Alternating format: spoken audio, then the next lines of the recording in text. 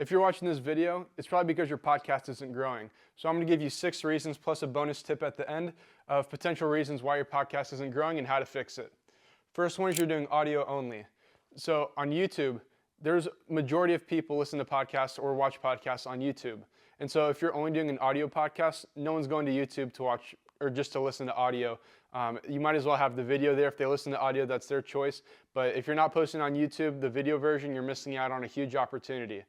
More people listen to podcasts on YouTube than Spotify and Apple Podcasts. So it's like the biggest podcasting platform there is right now. Next is bad audio and video quality. So if your audio is bad, that can consist of things like having background noise. It could be like a fan blowing. Like you might not think you can hear that stuff. It might be quiet when you're actually recording, or you may not notice. But you can actually hear that stuff in the recording, and it's a little bit distracting, and it makes the audio sound not as clear. So make sure that stuff's turned off, or get a mic that blocks all that stuff out. And same for the video quality. Like you want to make sure that you have good lighting. So the lighting should be coming towards you. It should not be behind you or like on the side where like half your face is lit up and the other half is dark. Next is bad titles.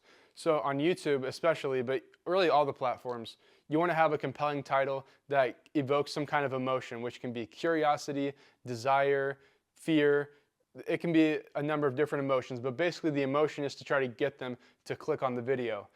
So a side note as well, never put your podcast name in the title because it just takes up a lot of space, and there's like 10 other places that people can see your podcast title.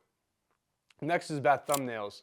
So these two kind of go together, bad titles and bad thumbnails, because if you have a bad title and a bad thumbnail, of course no one's going to click on it.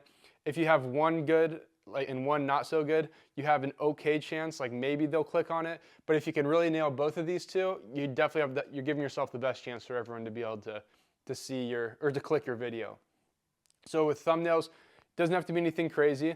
Like keep it pretty simple. There's a couple good examples like Chris Williamson, I believe it's his name. He's got some pretty good thumbnails, or Diary of a CEO. They have some pretty good thumbnails and titles too. So if you want some good examples, look at theirs, but just keep it simple. Like you can just have your face, a couple words that evoke some kind of like emotion, whether it's curiosity, desire, fear, some of the ones I said before. So once you got these two down, your click-through rate's probably going to go up, which is good.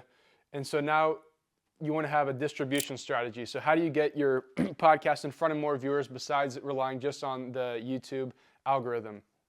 So with a distribution strategy, you can create clips. So that's why I was talking about earlier is you want to do a video as well. So you can create those clips between 20 seconds to a minute long where they're edited, they got captions, maybe some like B-roll videos and photos. And you want to make them very compelling. Basically, you want the most interesting parts or even like some controversial parts, because that's when people are going to be engaged. They're going to be like, oh, what the heck? Like I want to see the full video of this. Also, you can do, if you have an email list, that's really good to send that out to as well. If you don't have one, no worries, but I would definitely recommend start building up that email list, or you can share it to relevant Facebook groups. Don't just spam it on like those random like YouTube view Facebook groups, because those aren't going to be like actual legit subscribers and views, and they're not going to watch for very long, so it's really going to kill your attention. Next is lack of consistency, and this is a big one that I've seen, is because people, sometimes they don't see results right away, which is expected when you do anything. Like no podcast is just going to blow up unless you somehow get like maybe a huge guest right off the bat, like Alex Hormozi or like Mr. Beast or something like that. So you need to be consistent with your posting. That includes the full podcast and also the clips and your distribution strategy. I recommend doing at least one podcast per week. So that way you do like one podcast, then you do 3 to 5 clips throughout the week that you just pump out and then direct them to the YouTube or the whatever channel that you want them to go to for your podcast.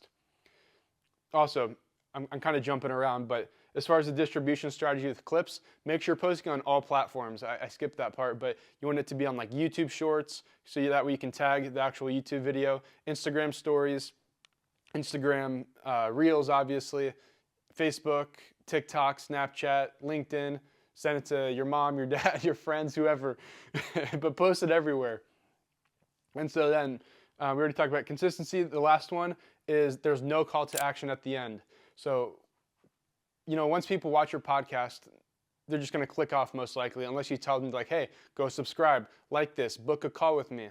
like if you want to learn more about this, do this. So like you need to give them some kind of direction of where to go. An example of this would be like, for me, let's say at the end of this video, I'm like, hey, if you're a six-figure earner who has a podcast that talks about business, entrepreneurship, mindset, personal development, or Christianity, send me a DM on my Instagram at AndrewMSmith99 and actually do that. But I hope you enjoyed the video. I'll see you guys next time.